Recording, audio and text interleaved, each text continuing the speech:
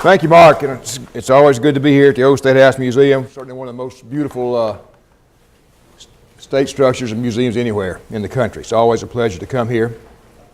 I was particularly happy to have a group from Hot Springs Village with us, and they've got food. So I'm always amused when speakers say, if you're not finished eating, continue to eat. I've never known any group anywhere that they were eating didn't continue to eat. So I'll forego that. But I do want to talk a little bit about a very colorful era in Arkansas history, and that is really the end of the Reconstruction period in Arkansas history. And some of the terms you're going to hear are part of this title. A little background. You got to point this, Daniel? No. You got to turn it on the side. Okay. Got it. And you can divide Reconstruction in Arkansas into about 4 periods. You have a period from 1864 to 1868 when Isaac Murphy, the man who had held out against secession, the only person to vote against secession in the Second Secession Convention held in this building, becomes the governor in 1864 into 1868. Then you have the period I call the conservative resurgence, when many of the former Democrats who'd been either Confederate soldiers or Confederate officials come back and take control of part of the government. And then you have 1868 to 1872, when you have the so-called, when the voting restrictions really go into place. Many of these people, many of the former Democrats who had served with the Confederacy are disfranchised, and the Republicans take over that thing that many people call the radical Republican administration, 1872, in which Civil War Union cavalry officer named Powell Clayton becomes the first Republican governor of the state. And then the period we're going to spend a lot of time talking about, from 1872 to 1874, which I've called Republican Schism. And there is Isaac Murphy from up in Madison County. When he took over as governor, when Little Rock had fallen to federal forces, and Murphy is installed or becomes the Unionist governor of the state, large parts of the state were still under Confederate control, and of course the war is still going on. But after the war, one of the major things that happens after the Republicans do take over in 1868, when the Republicans, the so-called radical Republicans, take control in the Congress, the National Congress, and also in many state governments, one of the first things they did was to propose and create a new constitution for the state of Arkansas. And this was 1868. There were 70 delegates, 8 of whom were African Americans. 17 of them were outside white Unionists, that group that Southern Democrats, conservatives would call carpetbaggers. And I've always referred to Gone with the Wind. If you've seen Gone with the Wind, there's that scene after the war where the Confederate soldiers are straggling back home, and here comes this fancy carriage with a well-dressed white man and a well-dressed black man. And just in case you're a little slow on the uptake, the camera zooms in on the carpetbag. These are carpetbaggers. Then you had the 23 Southern white Unionists, and these, to many Southern Democrats, these were even worse. These are Southerners who had now bought into the Republican administration. They called them scalawags. 17 Southern white conservatives and 5 Southerners who were non-aligned. So numerically, of course, the more dominant group is going to be this group, the scalawag element, the Southern white Unionists. But in Arkansas, the group that's going to come to dominate Reconstruction from 1868 forward is going to be this group, the outside group. They were better organized, they had more dominant personalities, and they're going to dominate Reconstruction in Arkansas. This cartoon by Thomas Nash depicting the carpetbagger, the guy who comes south after the war to prosper from the defeated conditions in the South and to aggrandize themselves in the process.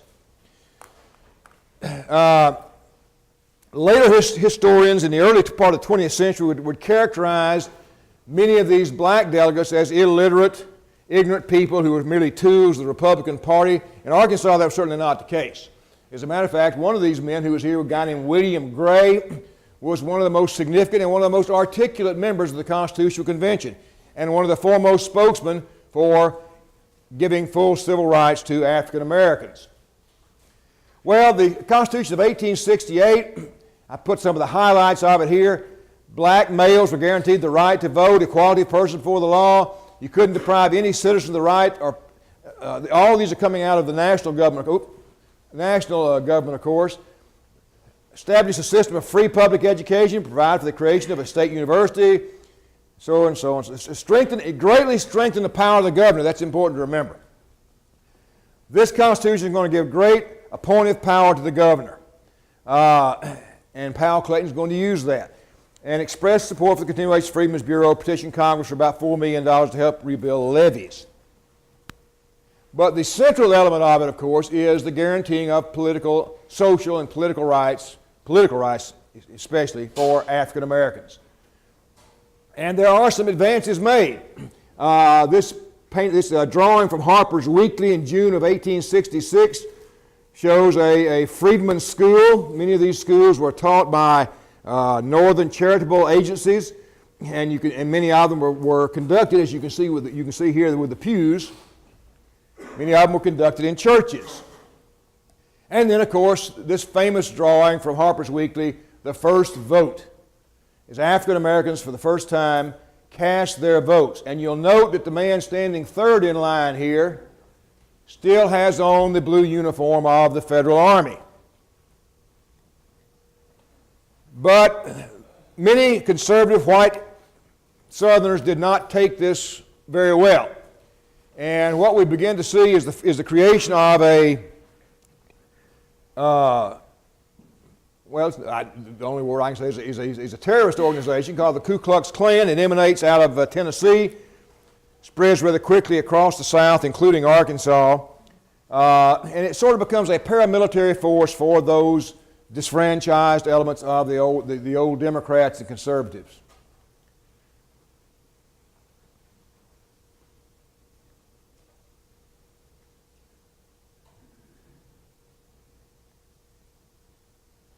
Black Union troops returning from the war. Here you see them being welcomed as they return to Little Rock. Many of them are going to be retaking arms, as we'll see in a minute, once the war is over. And this man who gets elected in 1868, Powell Clayton, from Kansas originally, had fought in Arkansas. Many people on both sides considered Clayton to be the finest cavalry officer on the Union side in the Western Theater. He fought at Helena. He fought at Pine Bluff. He had married the daughter of a Pine Bluff steamboat owner and settled in. He was originally a Democrat, but the atrocities committed against African Americans in the Pine Bluff area after the war caused him to have a political change of heart, and he becomes active in the creation of the Republican Party in Arkansas. Clayton and Murphy could not have been more different. Murphy had tried to be conciliatory, to bring the warring sides back together, but Clayton was confrontational. He conducted his gubernatorial administrations much the way he conducted his military unit, as he took it head on. There's an interesting scene on the inauguration day when Murphy and Clayton are riding to the inauguration, and Clayton was wearing white gloves, and Clayton got the notion that Murphy something was bothering him, and he finally asked him, and Clayton said, "Only dudes wear white gloves in summertime." And so Clayton removed his white gloves. And he said that was really symbolic, because what he faced as governor was going to require him to take his gloves off to deal with. That's not a very good picture of Joseph Brooks. Brooks was a very quiet and unassuming man, didn't have much personality. Well,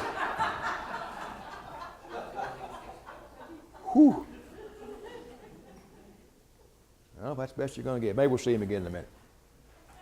But what Well, these are only the two most significant people in the presentation, Brooks and Baxter. Oh, my God. It's considered a software failure. And if I can call a timeout for a second, I'm going to... All right, so you just step over here and keep talking to them, and I'm going to get this running, all right? Okay. This computer is scheduled to be replaced soon. Yeah. I heard that. While he's doing that, I'll set this up, I hope.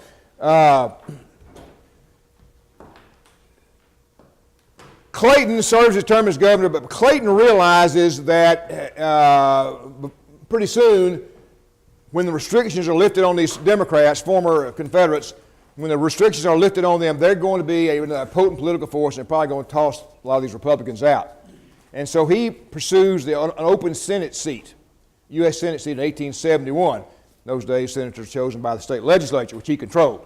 So he had no problem getting elected to that. And to be honest, he had the support of many conservatives because they wanted to get him out of the state. And so this leads to the contested election of 1872, when we have our two principals, Joseph Brooks and Elisha Baxter, working both running for governor. Brooks was an interesting guy. He was an abolitionist. He'd come to Arkansas as a colonel. He was a chaplain and a colonel of a black regiment. He was a licensed Methodist preacher. His brother, William Brooks, had been killed at the Battle of Helena. And Brooks had initially been a Clayton partisan, but he'd fallen out with Clayton because of what he perceived to be some corruption in the Clayton administration. And he becomes the leader of the so-called liberal Republican. That sort of rings funny on the ear today. Liberal Republican element in the state, which mirrors a liberal Republican element in the national, led by Horace Greeley, which is going to contest the re-election of President Grant. And so one contemporary, he had a very good speaking voice, Methodist preacher. He had a very good speaking voice, and so one of his contemporaries said that he had a voice like an old brindle-tailed bull. And so his followers would come to be called the Brindle-tails in Arkansas. And almost there, man. Okay.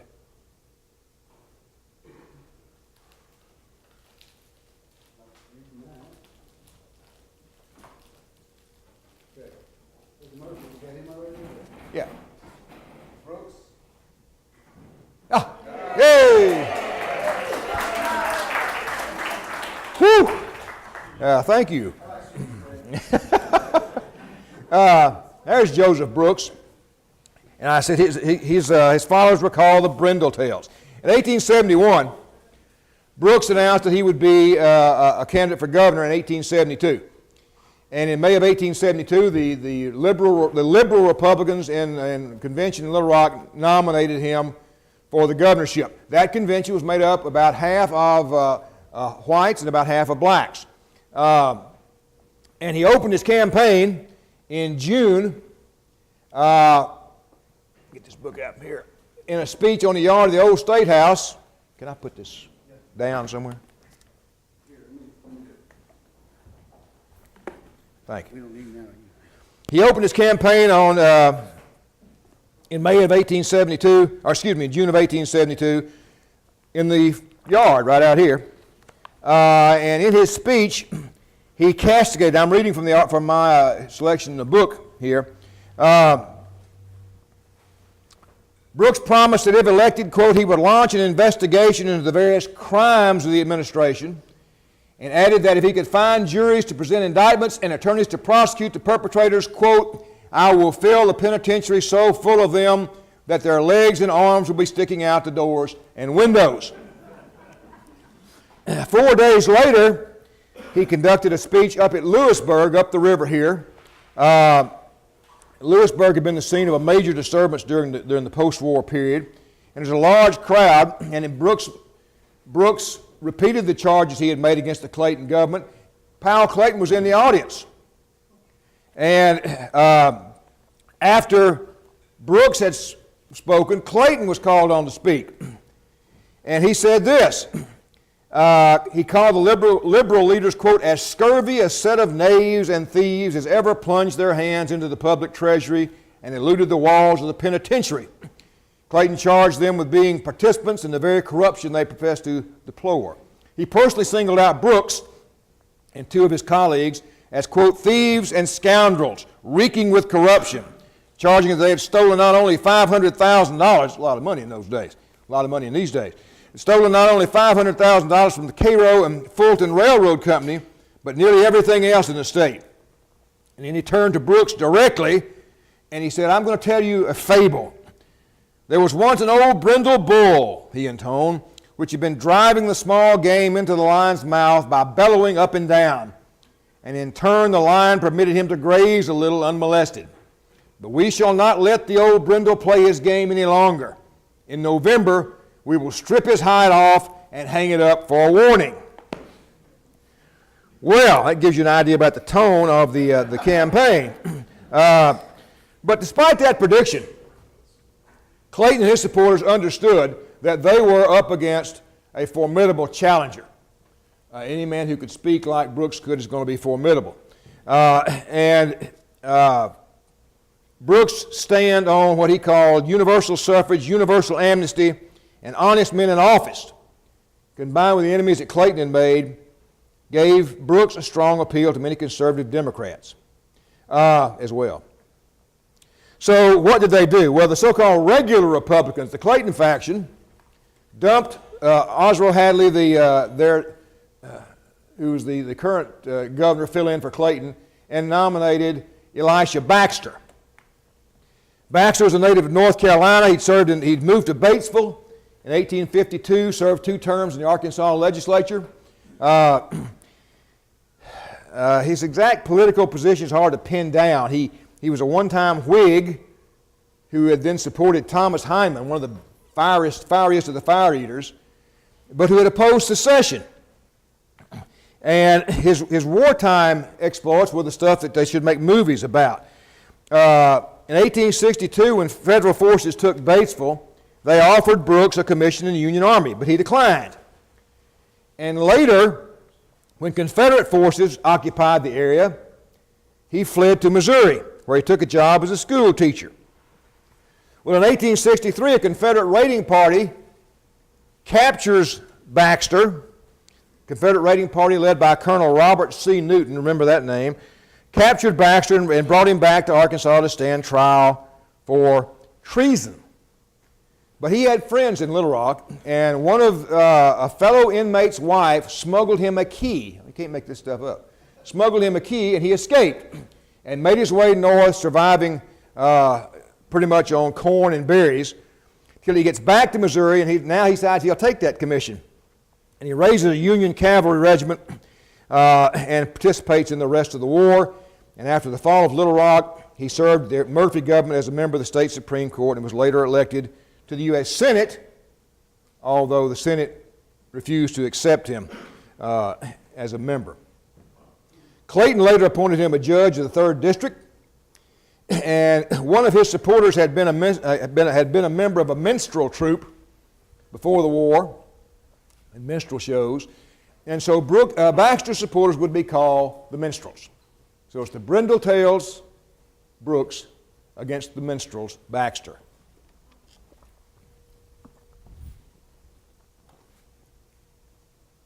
There's Robert C. Newton, who led the Confederate raiding party that captured Baxter and brought him back for treason. Come back to him in a minute. So it's Brooks against Baxter. And Michael Dugan has summed this up pretty well in his book, Arkansas Odyssey. He said this, that carpetbagger Brooks ran with Democratic and scalawag support against a scalawag nominated by a party composed almost exclusively of carpetbaggers was enough to bewilder most voters as well as the modern student. And coming off 23 years of teaching, I can tell you modern students are easily bewildered.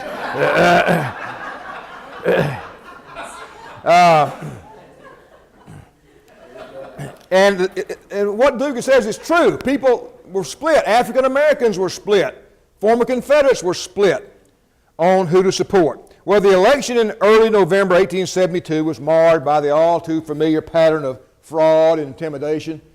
Stuffed ballot boxes. Returns from 4 counties were thrown out. And in those 4 counties, this is really remarkable, in the 4 counties where some of the returns were thrown out, Baxter won by, and I think the vote was 465-0 in those counties. So the official returns, and the Baxter forces control the election machinery, they control the legislature, gave Baxter a narrow victory in the election, and also gave them control of the state legislature. Well, the Brooks forces weren't going to take that lying down. They were convinced that their man had been cheated out of the election, and that if the votes had been accurately counted, that their man would have won by a total of 43,992 to 42,394. What a fair election would have returned, who knows. But again, Baxter's forces had control of the election machinery, and so the official results stood. Brooks' forces tried to go through the legislature, but again, Baxter's forces controlled the legislatures. They got no relief there. So what do? You go to the courts. And that's what the Brooks people did. They went to the state Supreme Court, which was headed by a man named John McClure, a former Clayton ally and appointee, but now a Brooks supporter. But the court denied Brooks' claim over McClure's dissent. And that same month, Brooks filed a complaint against Baxter in the Pulaski County Circuit Court, claiming that Baxter had usurped the governor's office without legal authority. Well, this goes on. Nothing comes of it that's good for Brooks. Baxter, in the meantime, begins to reach out to all parties. In his brief inaugural, that's in itself is unique, a brief inaugural, he expressed the hope that his election would, quote, mark the commencement of a new era of peace and good feeling in the history of Arkansas. And he appealed for a swift end to the disfranchisement of all former Confederates. And he made good on that pledge. He put an amendment before the people in March of 1873, which passed overwhelmingly, so that Arkansas became the last state, the last former Confederate state, to remove voting restrictions on the former Confederates. He appointed Democrats, conservatives, and as well as liberals to government positions. And in the special election November 1873, with those restrictions now removed, it was clear the Democrat conservatives would reemerge as a potent force. Democrats were elected to fill almost all the empty positions in the new legislature. But by broadening his appeal to the Democrats and the old conservatives, he began to alienate himself from his base. And the story is not over. So Baxter, who's been Clayton's man, does a series of things that begin to alienate former Governor Clayton from Baxter. Here's sort of a timeline. March, the amendments put forward voters. The Attorney General issues a quo warranto proceeding against Baxter to explain why you've got this job. He denies the writ. Brooks files a complaint in circuit court. Then there's a special election which the Democrats dominate. Well, two of the leaders of the regular faction were ex-Governor Clayton and a man named Stephen Dorsey. And they were increasingly concerned about the prospect that the new state legislature, which was coming to be dominated by Democrats, was going to try to put a new constitution in place, which would overthrow much of what they had done. They were also particularly concerned because Baxter had said he was not going to issue any more railroad bonds, and that some of the bonds that had been issued already, he said, were unconstitutional. Clayton and Dorsey were heavily invested in the railroads, and so they began to turn on Baxter and in the end throw their support to Brooks.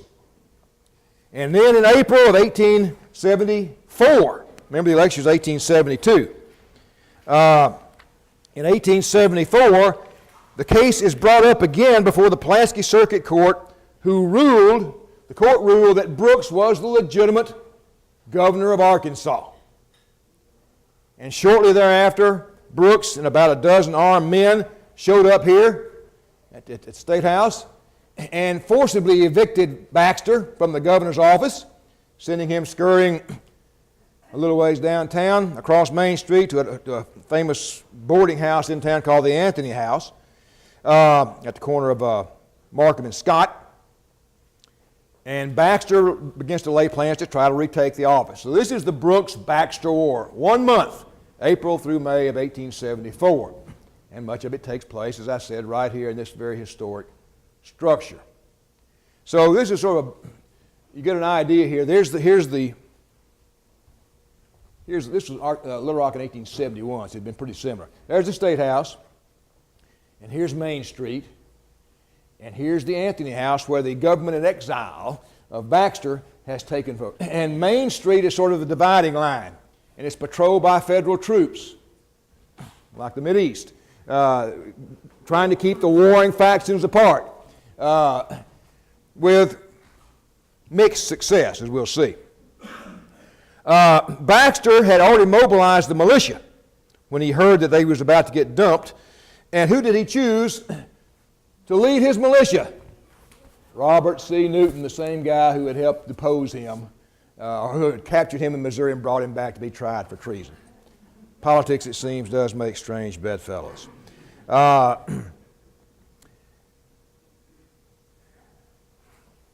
Brooks also had a militia, and his militia was led by former Union General Robert Catterson and a former Confederate general or colonel, James Fagan. And Brooks's forces began to throw up earthworks in front of the Capitol and to put a cannon. If you've ever been to Lone Oak, at the Lone Oak Courthouse, there's a cannon on the grounds of the Lone Oak Courthouse. It is alleged to have been a cannon that the Brooks forces used here at the state capitol. Brooks sent an aide to St. Louis to purchase guns and ammunition. Both sides are now trying to get men, guns, and ammunition. And they were shipped to Little Rock in small boxes to avoid them being captured. The boxes were either labeled whiskey or Arkansas State Reports, but they were guns. Baxter's forces began to fortify the Anthony House, brought in several small artillery pieces and one large artillery piece, a 64-pounder that now sits on the lawn out here, which they had salvaged from the riverbank. It had been there during the war, and take it as their main source of artillery. Lady Baxter. While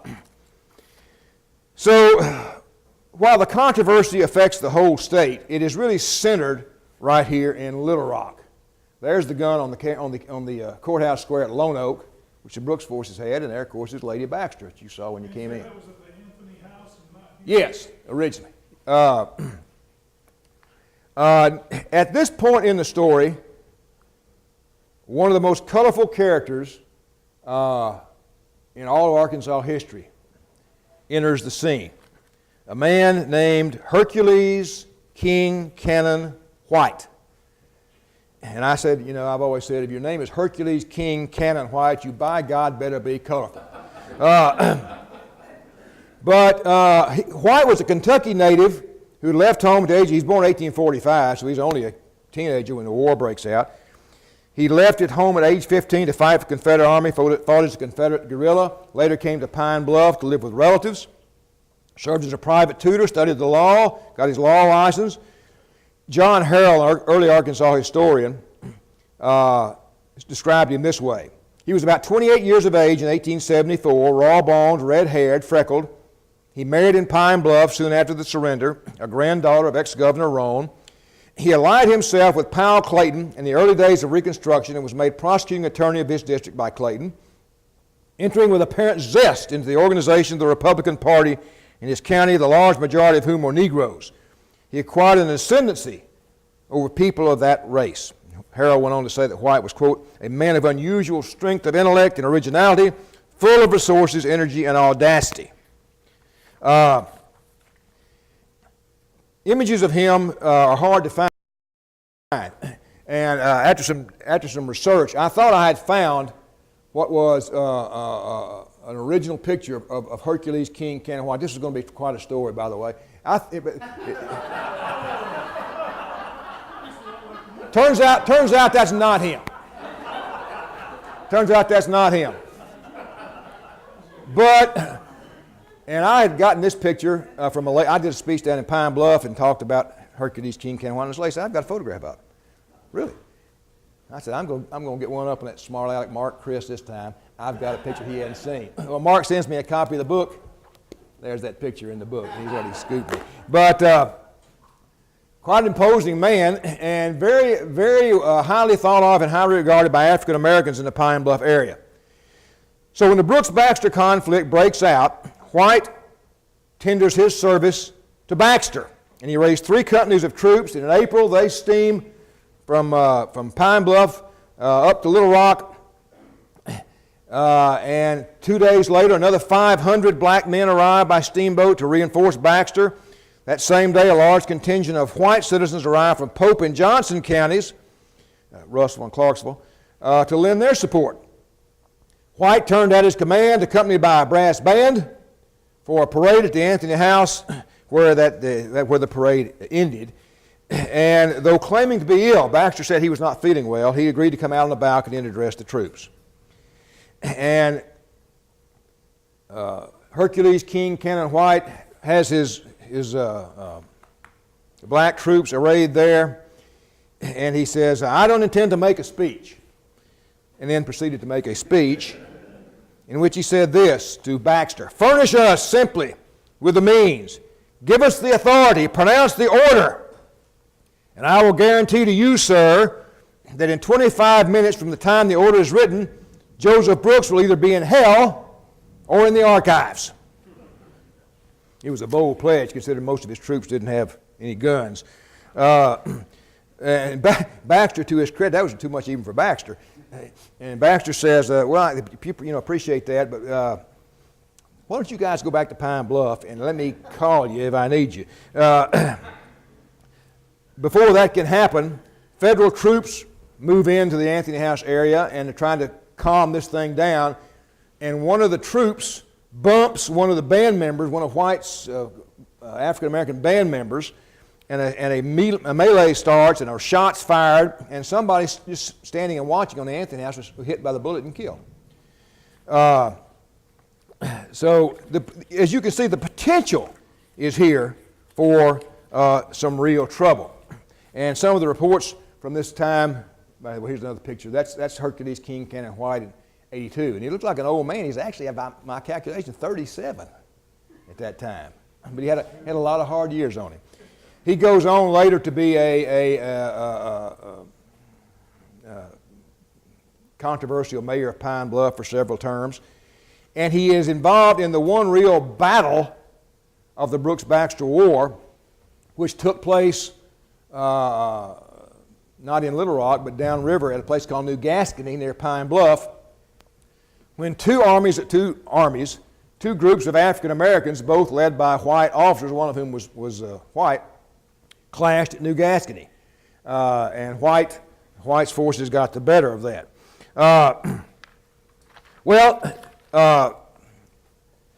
Reverting back to Little Rock now, this is an increasingly tense situation. Both sides are gathering arms, both sides are gathering men. This is a drawing of, that's a drawing of White's troops embarking at Pine Bluff to head to Little Rock. And there's the incident at the Anthony House. You can see the federal officer on his horse who bumps the bandsman. And this guy here, up to no good, he's going to throw something at somebody. Guy over here tell him don't do that. Shot goes off, somebody standing up there looking out, he gets killed.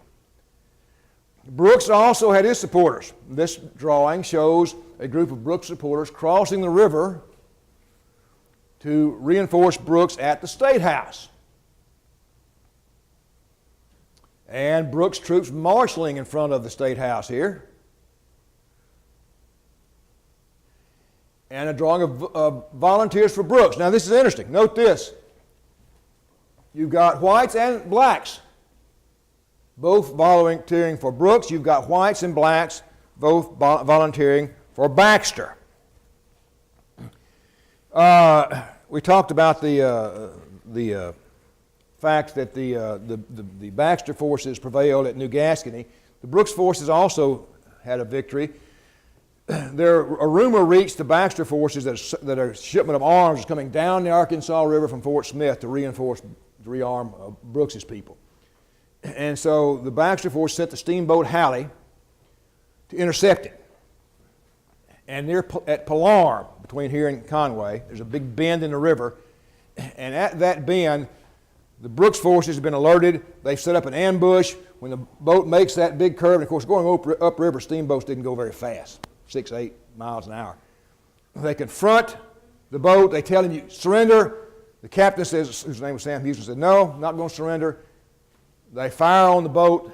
The captain is killed. One of the steam pipes it burst by a shot. It depowers the boat. It begins to drift down shore, and finally they have to surrender. So again, clearly the potential for serious loss of life is here. Now, this also brings the prominent political figures from Arkansas into it, including Augustus Garland and U.M. Rose, founder of the Rose Law Firm, both of whom Baxter had known Garland, and he enlisted Garland's support. You'll help me out. I'm going to get rid of whatever other disfranchising things, we're going to bring everybody back in. And Garland agreed to help him. Garland wrote to a friend, it really doesn't matter which of these guys is governor. What does matter is that we've got the power to play a really pivotal role in reasserting ourselves in the political process in Arkansas. Meanwhile, in Washington, Robert Ward Johnson, former Confederate senator, and Albert Pike are also backing Baxter's cause and urging President Grant to intervene. But Grant had been heavily criticized for intervening in a disputed gubernatorial election in Louisiana, and he was hesitant to get involved in this one. And you see this, he's being pilloried here in Frank Leslie's illustrated newspaper, riding along Napoleonic-like with his cannon there, and a sign up here says, "To Arkansas." But eventually, Grant became convinced that he had to do something. And he made a statement declaring Baxter to be the legitimate governor, ordering the Brooks forces to disband and to give up control of the capital. And he cushioned it by making Brooks the postmaster at Little Rock. And so the war ended 1 month after it had begun. Elisha Baxter would fill out that term, and he would be offered by the conservative/democratic element to be their candidate in the next election, but he declined. So in June of 1874, with the conflict now behind them, you got the first statewide election since the end of the restrictions on former Confederates. Voters go to the polls to decide whether or not to hold a convention to write a new Constitution. We've already had a Constitution now that's all of 6 years old. And here's the results. This is what you call a landslide. The results were 80,000 for the new Constitutional Convention, 8,000 against. There were 91 delegate positions. Democrats won 70 of them. Thomas Staples, the famous historian of Reconstruction from the earlier year, wrote this: "The Democratic members were elected and came together under the impression that they were to be the chief actors in a work of reform, and that reform, as they understood it, was to be the undoing of the Republican Party in Arkansas as far as the state constitution was concerned." And that they did. They passed a new constitution in 1874. How long is this one going to last? Well, that's what, 26, 100, and 144 years. It's still the Constitution we operate under today. And it is created as a reaction against the Republican Reconstruction Constitution of 1868. It shortened the governor's term, greatly reduced his powers and salary, and I've never understood this. The governor could veto an act, but it could be overridden by a simple majority. Most state officers are appointed rather than elected, or the other way around, actually. States' power to tax is severely limited and provided. It had to do this one because they didn't want the federal troops back down here. Largest turnout in the state's history. It passes overwhelmingly, and the new Senate has 31 Democrats and 2 Republicans, 80 Democrats and 10 Republicans. Democratic dominance that will last well into, when would you say, Rex, that ends? 2010. 2000, yeah, okay. Well into, through the 20th century. And the guys that are governors of Arkansas afterwards all had something to do with Confederacy. William Miller was a Confederate state auditor. Churchill had been a major general. Berry was a second lieutenant. Simon Hughes, a Confederate lieutenant colonel. James Eagle, a Confederate lieutenant colonel. Now we're up to 1893. So I said in conclusion that the tumultuous end to Reconstruction in Arkansas would lead to the return to power of the conservative Democratic element, which they would continue to hold for over another 100 years. And for African Americans, their hopes for a full equality, political, economic, would have to wait for a second Reconstruction in the 1950s and 1960s. Thank you.